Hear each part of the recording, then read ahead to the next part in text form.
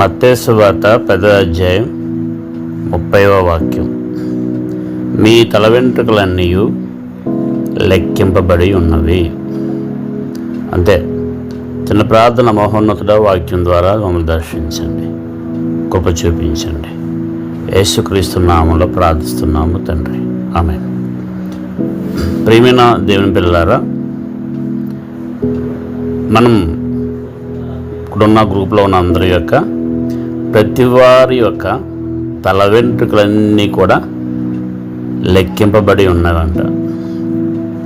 So నా తల మీద కాదు, నా బాడీ మీద ఉన్నవి కూడా ఎన్ని వెంట్రుకలు ఉన్నాయో నాకు తెలియదు, మనం కూడా లెక్క పెట్టలేము కూడా. అదేవిధంగా ఈ వాక్యం వింటున్న మీ అందరి యొక్క తల వెంట్రుకలు ఎన్ని ఉన్నాయో మనం లెక్క పెట్టలేము. అదేవిధంగా లెక్క పెట్టినా సరే ఆ కౌంట్ కరెక్ట్గా రాదు కూడా.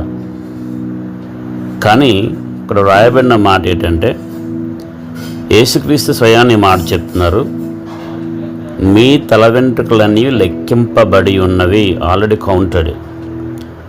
సగటున రోజుకి ఒక మనిషికి మినిమం ఎన్నో వెంట్రుకలు రాలుతూ ఉంటాయి.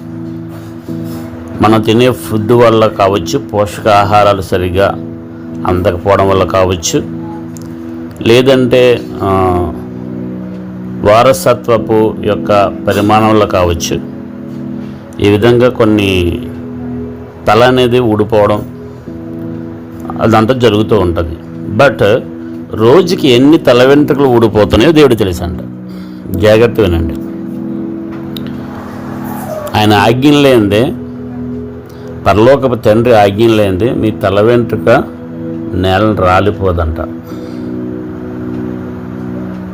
చూసారా, లోకంలో కొంతమంది అంటారు, వాడు గుడ్డు మీద, కోడిగుడ్డు మీద తల వెంట్రుకలను లెక్కెడతాడు అంటారు. చూసారా, అంటే ఎందుకు సామెత వాడతాడంటే మీకు తెలుసు ఎందుకు వాడతారో.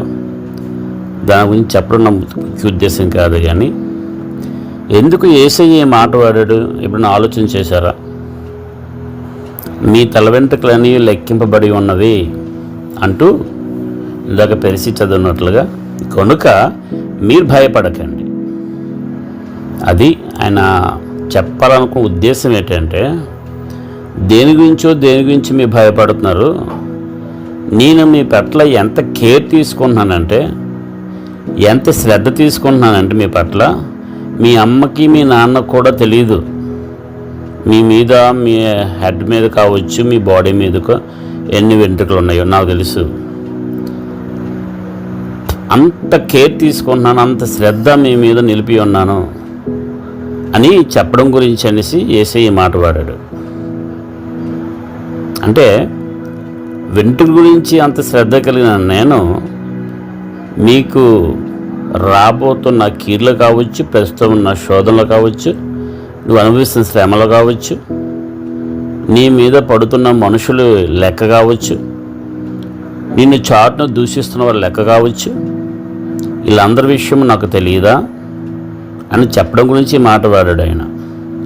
అందుకే చూడండి, కీర్తనాకారుడు మాట అంటాడు 40వ అధ్యాయం 12వ వాక్యంలో, కీర్తన 40:12. అందరూ కూడా వాక్యం తీయండి, అందరూ కూడా వాక్యం తీసి చూడండి, కళ్ళతో చూడండి. కీర్తన గ్రంథం 40వ అధ్యాయం 12వ వాక్యం. లెక్కలేని అపాయములు నన్ను చుట్టుకొని ఉన్నవి, నా దోషములు నన్ను తరిమి పట్టుకొనగా నేను తల ఎత్తి చూడలేకపోతిని. లెక్కకు అవి నా తల వెంట్రుకలను మించి ఉన్నవి, నా హృదయము అధైర్యపడి ఉన్నది. ఇక్కడ రాయబడిన మాట ఏంటంటే, ఆయన అంటున్నాడు అపాయాలు. ఎన్ని అపాయాలు అంటే లెక్కలనే ఉన్నాయి. మరి నీకు ఎన్ని అపాయాలు ఉన్నాయో ఈ వాక్యం వింటున్నా నీకు ఎన్ని అపాయాలు ఉన్నాయో అవన్నీ కూడా లెక్కలేనన్నగా ఉన్నాయంట. లెక్క పెట్టలేకపోతున్నాడు. మన తల వెంట్రుకలు ఎలాగైతే లెక్క పెట్టలేమో, మనం అలాగ లెక్కలేనని అపాయాలు ఉన్నాయి అంటున్నాడు. అంటూ ఒక మాట వాడుతున్నాడు, నా దోషములు నన్ను తరిమి పట్టుకొనగా నేను తల ఎత్తి చూడలేకపోతిని. లెక్కకు అవి నా తల వెంట్రుకలు మించి ఉన్నవి. దోషములు, పాపములు పాపముల యొక్క లెక్క, నీవు చేసిన పాపములు, నేను చేసిన పాపములు ఎలా ఉన్నాయి తెలుసండి? మన లెక్క పెట్టలేనంత తల వెంట్రుకల కంటే, ఇంకొక మాట చెప్పాలంటే, మనం పుట్టింది మొదలుకొని ఎన్ని తల వెంట్రుకలు అయితే మనం అది గుండు చేయించుకోవడం కావచ్చు, కత్తిరించుకోవడం కావచ్చు, రాలిపోవడం కావచ్చు, ఇంకా వచ్చేవి కావచ్చు, అంత విపరీతముగా మన దోషాలు ఉన్నాయంటండి. మనం ఏదో 1-2 పాపాలు చేసామనేసి అనుకుంటాం. భక్తుడు అంటున్నాడు క్లియర్గా, లెక్కలేనన్న దోషాలు. సింపుల్గా ఏసేదరికి వెళ్ళి నేను పాపిని అనేస్తాం. వాక్యం ఏం చెప్తుందంటే, మన పాపములను మనం ఒప్పుకొని ఎడలా, పాపములన్నీ కూడా ఏం చేయాలంటే విడమరిచి ఒప్పుకోవాలి దేవుడి దగ్గర. అప్పుడు తన కుమారుడైన యేసుక్రీస్తు రక్తం ప్రతి పాపము నుండి మనల్ని పవిత్రులుగా చేస్తుంది. ఒక్కొక్కటి ఒప్పుకోవాలా. మనకి చేసేవన్నీ విస్తారంగా చేస్తాం. విస్తారమైన మాటలు, బోల్డ్ మాటలు, దోషాలు దొరుకుతూనే ఉంటాయి. చూపులు, లోకంలో మనం తిరుగుతూ ఉన్న చూపులు, చూస్తున్న మోహపు చూపులు, విస్తారమైన చెడు ఆలోచనలు ఎన్నో తల వెంట్రుకలు మించి ఉన్నాయి. తల వెంట్రుకలను మించి ఉన్నాయి. అవి మనకి శ్రద్ధ ఉండదు. అవి మనం పట్టించుకోం. సింపుల్గా దేవా పాపిని అంటాం. అందుకే ఈ భక్తుడు అంటున్నాడు, లెక్కలేని అపాయాలు. అఫ్కోర్స్ నీకు వస్తున్న కష్టాలు మాత్రం నీకు లెక్క ఉంటుంది, నాకు ఉంటుంది. మనల్ని చెడ్డగా మాట్లాడుకున్న లిస్టు మందరిని ఉంటుంది, లెక్క ఉంటుంది. కానీ మనం చేసిన దోషములు, మనం చేసిన తిరుగుబాటు స్వభావములు ఎన్ని ఉన్నాయంటే, తల వెంట్రుకలు ఎన్ని ఉన్నాయో అంతకు మించి, పుట్టినప్పటి నుండి ఎన్ని తల వెంట్రుకలు అయితే నువ్వు ఫేస్ చేసావో అంతకు మించి, ఎన్నైతే రాలిపోయాయో అంతకు మించి దోషములన్నీ ఉన్నాయి. కొంతమంది, మీకు ఈ అనుభవాలు ఉన్నాయో లేదో తెలియదు కానీ, కొంతమంది 3 days 5 days ఫుడ్ కూడా మానేసి అలా ఏడుస్తూ అలాగా ప్రార్థన చేస్తూనే ఉంటారు. దేని గురించి అనుకున్నారు? అది కావాలి ఇది కావాలని కాదు, వాళ్ళ పాపముల గురించి పశ్చాత్తాపడుతూ ఏడుస్తూ ఉంటారు. ఎంత విస్తారంగా ఎన్ని పాపములు చేసామో మనం. రోజులు చాలా ఒప్పుకోవడానికి, ఒక్కొక్కటి రీల్గా అన్నీ మనం ఎలాగైతే టైం వేస్ట్ చేసుకొని రీల్స్ ఎలా చూస్తూ ఉంటారో, అలాగా మనం చేసిన దోషాలు, మనం చేసిన అపరాధాలు, మనం మాట్లాడిన వ్యతిరేకమైన మాటలు, ఇంకొక వ్యక్తి థర్డ్ పర్సన్ లేనప్పుడు వాళ్ళ గురించి మనం వ్యర్థంగా మాట్లాడిన మాటలు కావచ్చు, ఏవైనా కావచ్చు. లెక్కకు మించి ఉన్నవి, తల వెంట్రుకలు మించి ఉన్నవి అవన్నీ కూడా. మరి అవన్నీ దేవుడిని మనం ఒప్పుకోవాలి కదా. సింపుల్గా నేను పాపిని అంటే అయిపోద్దా? జాగ్రత్తనండి. అయితే దేవుడు అవన్నీ ఒప్పుకోగానే, ఒక్కొక్కటి ఒప్పుకోగానే ఏం చేస్తాడంటే ఆయన రక్తంతో కడుగుతూ ఉంటాడు. ఒక్కొక్కటి ఒప్పుకోగానే ఆయన రక్తంతో కడుగుతూ ఉంటాడు. నెక్స్ట్ అంటాడు, నెక్స్ట్ ఒప్పుకోవాలి, నెక్స్ట్ ఒప్పుకోవాలి. అలాగా సమస్తము పవిత్రపరచబడతాయి. 69వ అధ్యాయం 4వ వాక్యం చూడండి. కీర్తన గ్రంథం 69:4. కీర్తనలు 69:4.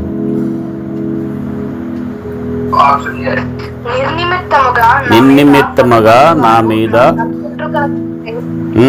పగపట్టువారు నా తల వెంట్రుకల కంటే విస్తారముగా ఉన్నారు. అబద్ధమును బట్టి నాకు శత్రువులై నన్ను సంహరింపగోరువారు అనేకులు. నేను దోచుకున్న దానిని నేను ఇచ్చుకొనవలసి వచ్చెను. క్లియర్గా చూసారా? నిర్నిమిత్తముగా నా మీద పగబట్టువారు నా తల వెంట్రుకల కంటే విస్తారంగా ఉన్నారు. కీర్తనకారుడు చూసారు ఏమంటున్నాడు? ఆయన తరిమేవారు, ఆయన పగబెట్టేవారు, ఆయన వెంటాడుతున్నవారు, ఆయన గురించి గుంపులుగా కూర్చొని మాట్లాడుతున్నవారు ఎలా ఉన్నారంటే తల వెంట్రుక కంటే విస్తారంగా ఉన్నారు. అంతే దేవుడు అంటున్నాడు. ఇప్పుడు నిన్ను గురించి కూడా నీ బంధువులు కావచ్చు, నీ ఆత్మీయులు కావచ్చు, నీ స్నేహితులు కావచ్చు, నీ కొలీగ్స్ కావచ్చు, నీ క్యాంపస్లో కావచ్చు, మీ ఊర్లో కావచ్చు, మీ వీధిలో కావచ్చు, ఎంతమంది ఉన్నారో తల వెంట్రుక కంటే ఎక్కువగా ఉన్నా సరే అవన్నీ నాకు తెలుసు అంటున్నాడు యేసయ్య. అవన్నీ నాకు తెలుసు, అవన్నీ నేను కేర్ చేస్తున్నాను, నేను శ్రద్ధ నిలుపుతున్నాను, నీ పక్షమున నేను వాద్యమాడుతూ ఉన్నాను, భయపడుతూ అని చెప్పడం గురించి ఈ మాట వాడాడు మత్తయి 10:30-31లో. మీ తల వెంట్రుకలన్నీ లెక్కింపబడి ఉన్నవి కనుక మీరు భయపడవద్దు. మీరు అనేకమైన పిచ్చుకల కంటే శ్రేష్ఠులు. ఈ భూమి మీద భూమి పుట్టిన మొదలుకని ఎన్ని పక్షి జాతులు ఎన్ని పక్షులైతున్నాయి అందరికంటే నువ్వు శ్రేష్ఠుడివి. నీ పట్ల ఎంతో శ్రద్ధ ఉంది, ఎంతో శ్రద్ధ. చూడండి, ఒక తల్లి కూతురు ఒక టైం దొరికితే అలాగా పేర్లు చూసుకుంటూ ఉంటారు. నేను అసలు ట్రైన్లో వెళ్తున్నాను, ఆ అమ్మాయి నైట్ టైం అది నిద్రపోతుంది. ఆ నైట్ టైంలో కూడా నైట్ ఇంచుమించు 12 దాటిపోయింది. సరిగా స్పేస్ లేదు అక్కడ పడుకోవడానికి, ఒళ్ళు అలా వాలిపోయి పడుకుంది. ఆ టైంలో కూడా వాళ్ళ అమ్మ తలలోని పేలు చూసేస్తుంది, తల్లిలాగా నెమరేస్తుంది.